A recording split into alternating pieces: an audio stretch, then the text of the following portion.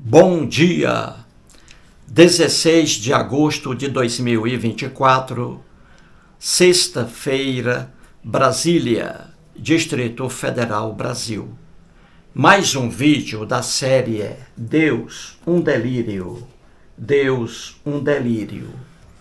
Livro escrito por Richard Dawkins, edição de 2008.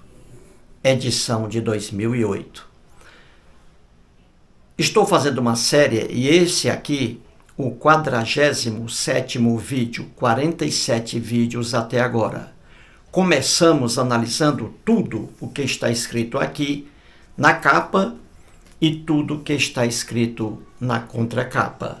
Entramos no livro e estamos agora na página 18.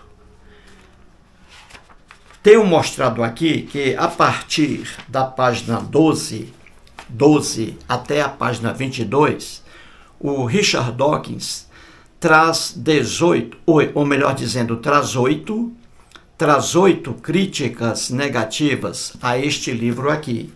Então ele recebeu muitas críticas e trouxe aqui 8 críticas negativas ao livro dele, feitas por cristãos.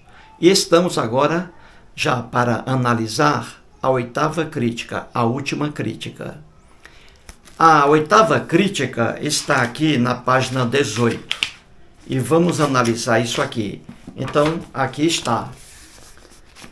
Páginas 18, 19, aí vem 20, 21, a 8ª crítica. E aqui página 22.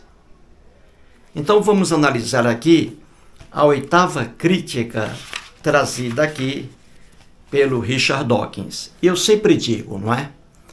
Muito cuidado quando você for criticar alguém, conheça bem essa pessoa que vai receber sua crítica. É importante que você conheça, porque se for uma pessoa muito inteligente, extremamente culta, que é o caso do Richard Dawkins, muito cuidado para você não fazer uma crítica boba. E essas críticas que estão aqui são críticas bobas. Estamos analisando aí uma a uma. E agora no 47º vídeo, mais uma crítica boba aqui, recebida por ele. Diz assim, vamos analisar isso aqui. Sou ateu. Alguém escreveu para ele, várias pessoas, e dizendo assim, sou ateu. Mas as pessoas precisam da religião. Entendeu? Sou ateu, mas as pessoas precisam da religião. Então aqui, como essa última crítica, a 8ª, ela é um pouco extensa, várias páginas, então sobre essa 8ª crítica, vou dividi-la em 3 vídeos. Analisando ali as partes importantes, entendeu? Então, em relação à 8ª crítica, vou fazer aí, preciso de 3 vídeos. Então, vamos aí. No último vídeo que eu fiz, ontem, último vídeo, recebi o 46º. Recebi ali comentários, e as pessoas que comentaram estão aqui. Vou ler agora o nome de cada uma aí. Um abraço para o Antônio Carlos Bernardo, que mora em Santo Antônio da Platina, no Paraná. Um abraço para o Rony. O Rony mora em Natal, Rio Grande do Norte. Um abraço também para Alberes Santos, a Marlene Francisco. A Marlene mora em Dourados, Mato Grosso do Sul. Um abraço também para José Carlos Vieira Carlim, o José Hermes, que mora no Recife. José Hermes, ele mora na capital de Pernambuco. Um abraço para o Renato Artes, o Edson Martins, que mora em Rio Grande da Serra, no estado de São Paulo. O Valdecir Cavalcante, que mora aqui em Brasília.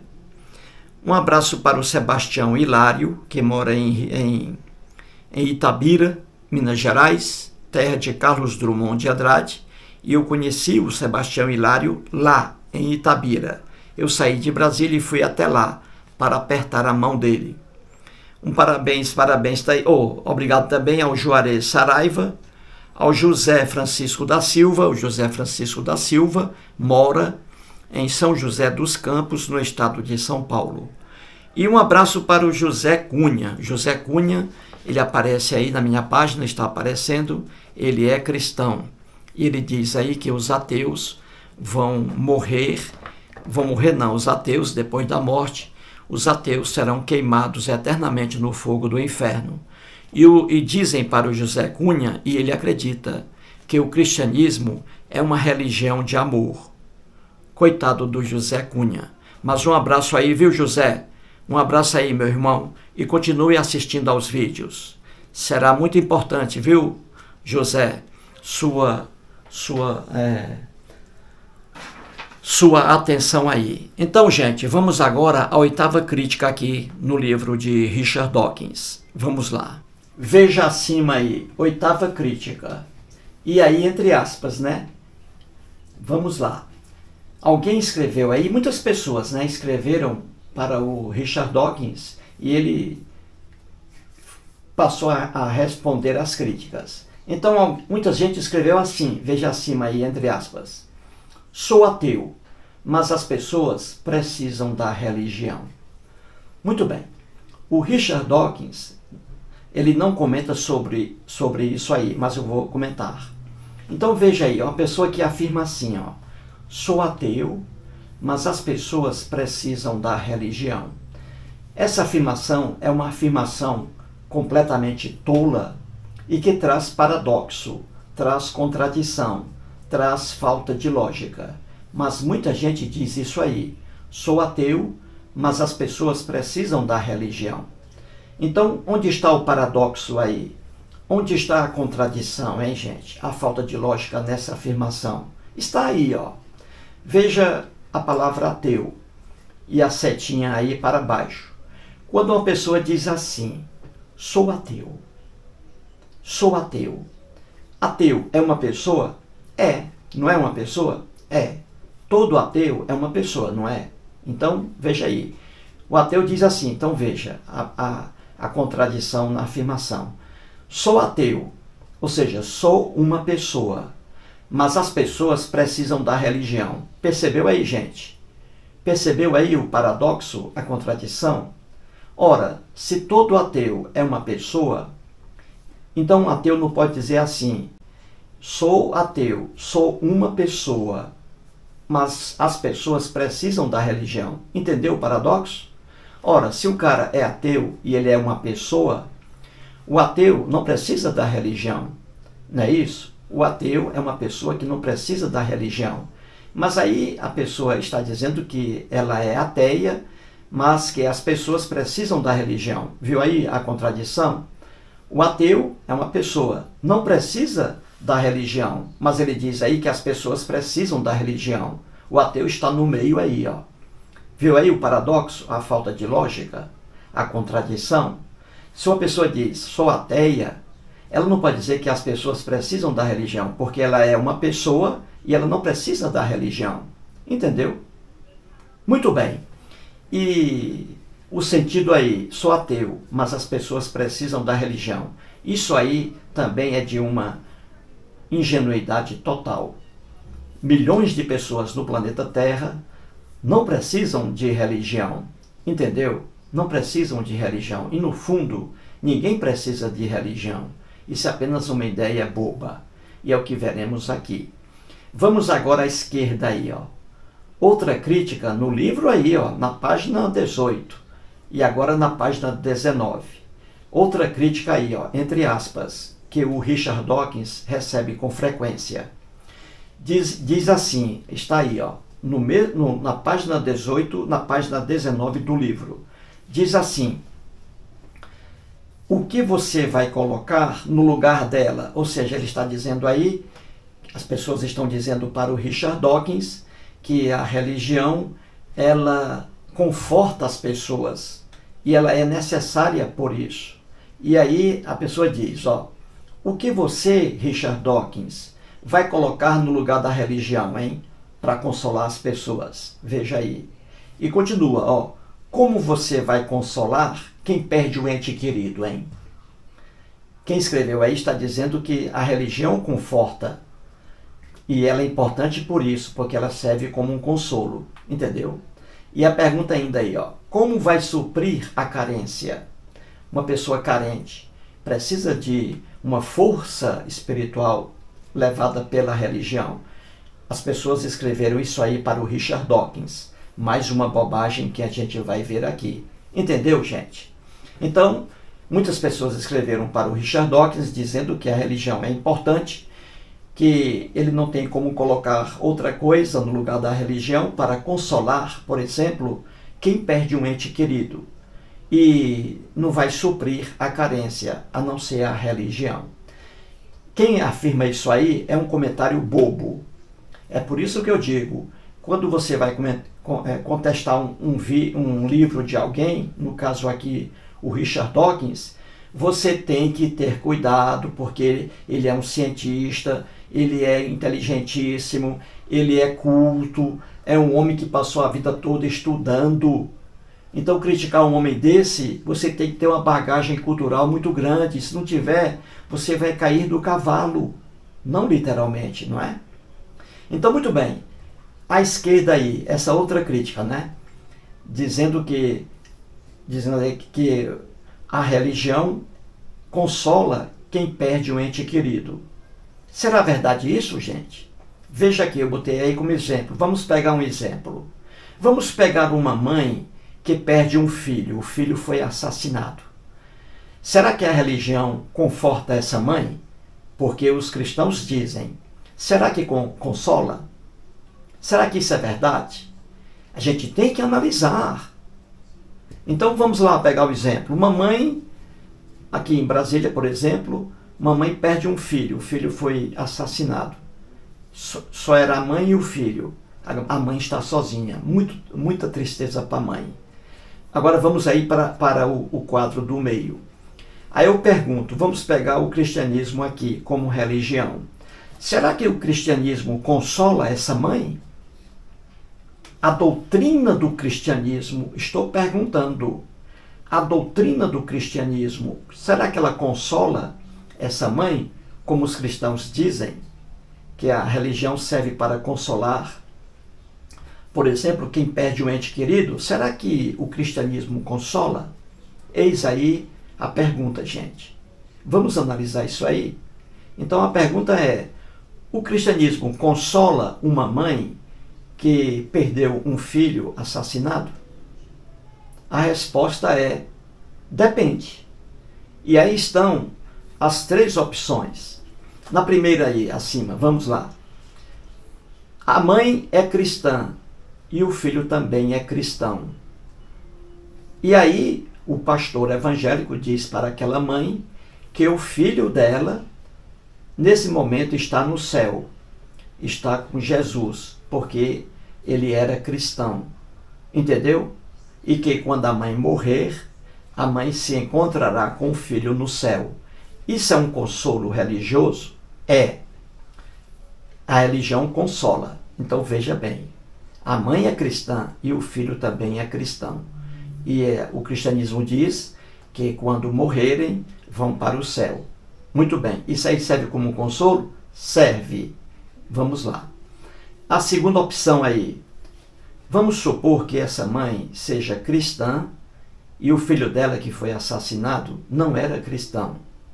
E aí o cristianismo diz, a mãe cristã, quando morrer, vai para o céu. Já o filho dela, que não era cristão, não aceitou a Jesus como seu salvador pessoal, o filho dela está no inferno, está sendo queimado eternamente no inferno. Isso aí é a maior propaganda do cristianismo e está na boca de Jesus nos 4 evangelhos. Quem não acreditar em Jesus, quando morrer, será queimado eternamente no fogo do inferno. Isso aí é o cristianismo. Quem conhece o cristianismo sabe disso. O cristianismo ele trabalha com depois da morte e não com a vida. O cristianismo trabalha depois da morte. Quando a pessoa morrer, haverá ali são dois caminhos. Um chamado céu, e o outro inferno. Céu para aqueles que acreditarem em Jesus, e inferno para aqueles que não crerem em Jesus. E os cristãos ainda dizem que o cristianismo é uma religião de amor.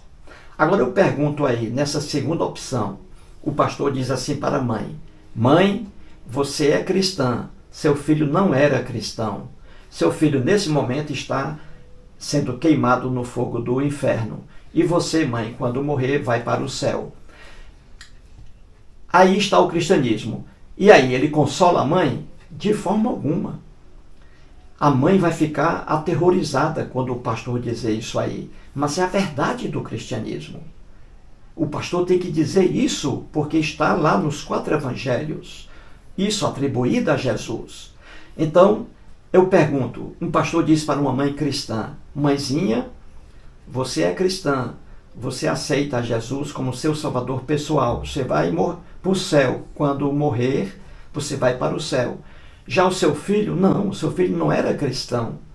Então, seu filho morreu e nesse momento está sendo queimado eternamente no fogo do inferno. Consola aí? Não, não é consolo, isso é terror. Viu aí como depende dizer que o cristianismo consola? Outro exemplo aí, o terceiro exemplo. Vamos supor que a mãe e o filho não são cristãos. E aí o que diz o cristianismo, a doutrina? Mãe e filho não são cristãos, não creram em Jesus. E aí, qual é o fim depois da morte para eles? É que a mãe e o filho serão queimados eternamente no fogo do inferno. E aí vem a pergunta: a doutrina do cristianismo consola? Não. Nessa hipótese aí, não consola. Pelo contrário, é terror também. Entendeu? Você diz assim para a mãe: mãe, você perdeu seu filho. Seu filho não era cristão. Ele está sendo queimado eternamente no fogo do inferno. E você, mãe, também não é cristã e vai ser queimada no fogo do inferno. Isso aí consola? É o cristianismo. Consola a mãe? Não, não consola. Não é isso? Só consola no primeiro exemplo acima, quando a mãe e o filho forem cristãos. Viu aí? Quando um for cristão e o outro não, ou quando os dois não forem cristãos, aí o cristianismo não consola. Viu aí como é fácil mostrar que religião, no fundo, não consola? Muito bem. Agora vamos aí, um dos trechos de resposta do Richard Dawkins. Preste bem atenção.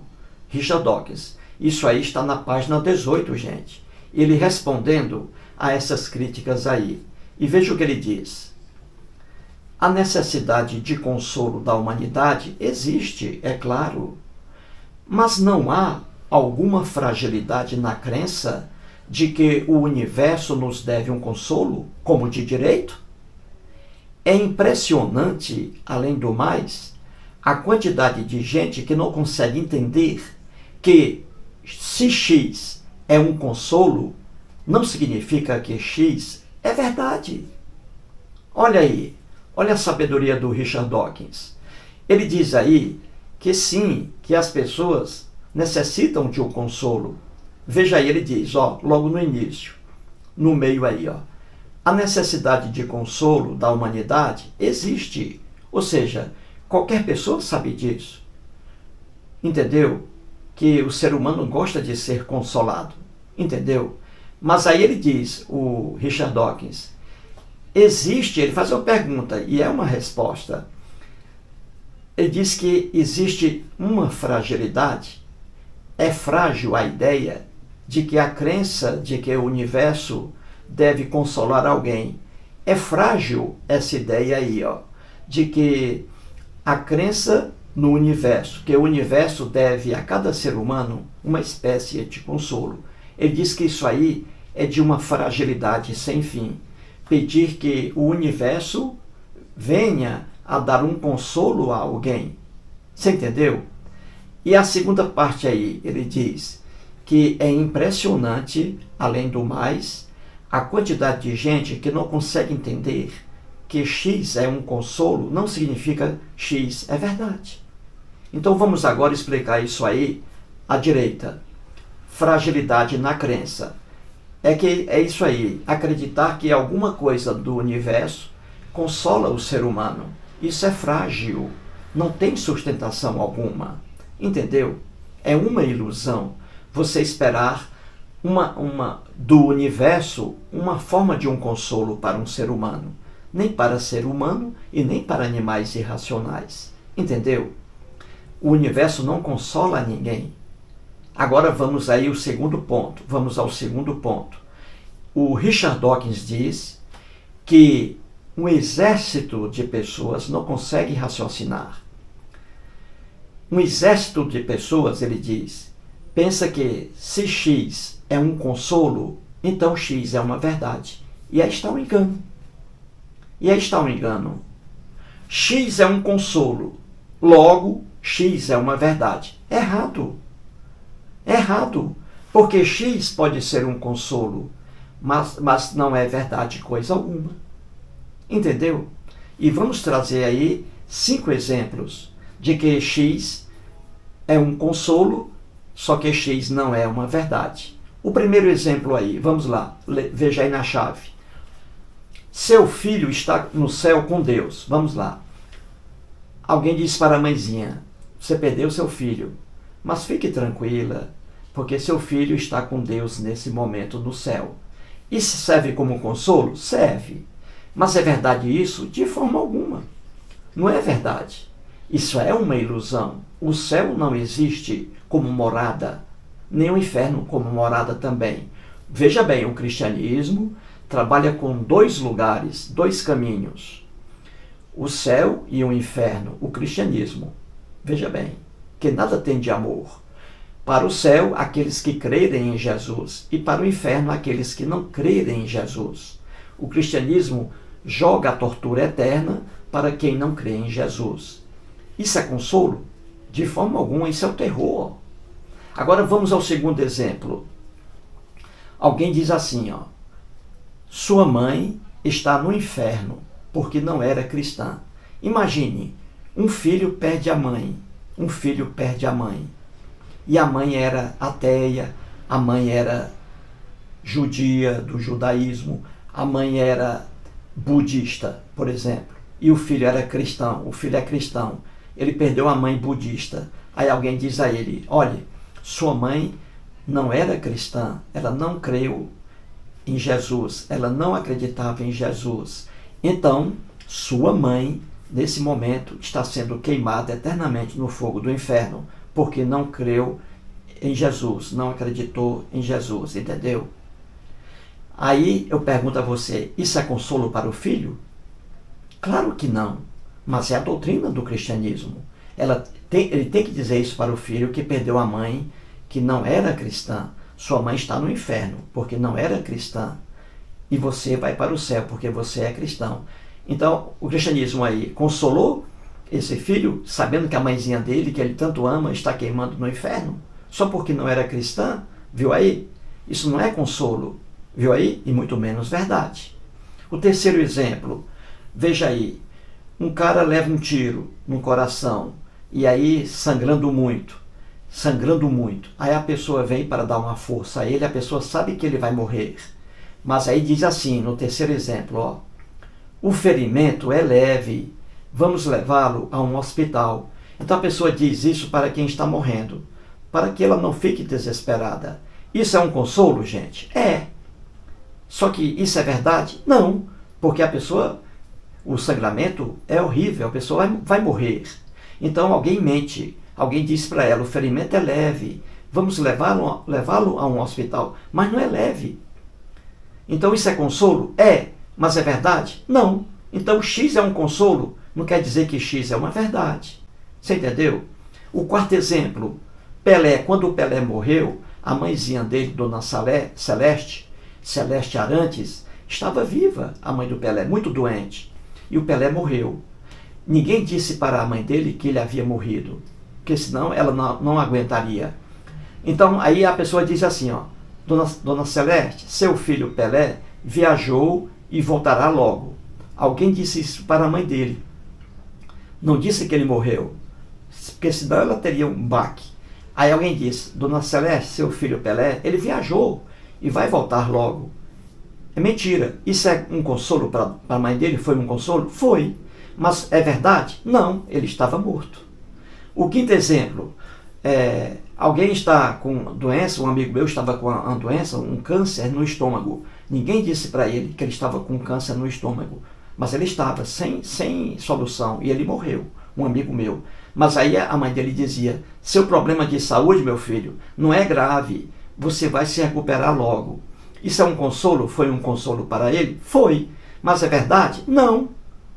Não, ele estava com câncer e todos sabiam que ele ia morrer. E morreu. Então veja, ela deu aí uma notícia falsa, um consolo. Mas é verdade? Não. Então veja abaixo. Religião, consolo, ilusório. É uma ilusão, é uma fantasia, o consolo da religião. É melhor você dizer a verdade, trabalhar com a realidade. Entendeu, gente? Então é isso aí, ó. X é um consolo. Isso não quer dizer que X é uma verdade. Certinho, gente? Esse aí é o primeiro vídeo sobre a oitava crítica. E vem mais, porque o texto é longo. Mais um vídeo e muito. Obrigado.